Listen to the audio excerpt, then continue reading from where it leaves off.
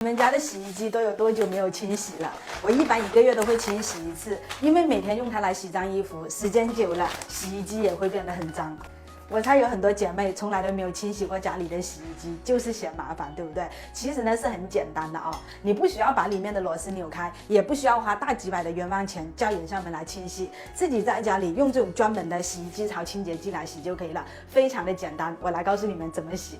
打开清洁剂以后，直接往里面倒就可以了。如果你们家里的洗衣机是很久都没有洗的，那就倒2包进去。因为我家的是经常洗的，我就倒1包就可以了。这一个是专门洗洗衣机的清洁剂，它的除菌率、除螨率都是高达99.9%的，而且呢，它还是活氧去污的，就不用担心会对洗衣机有任何的损伤。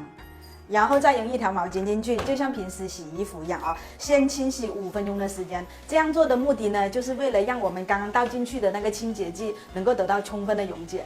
已经清洗了有5分钟的时间，先把电源关掉，然后呢就不要去动它，让它在这里面泡2-3个小时以上，让那个清洁剂充分的去瓦解洗衣机里面的那些污渍。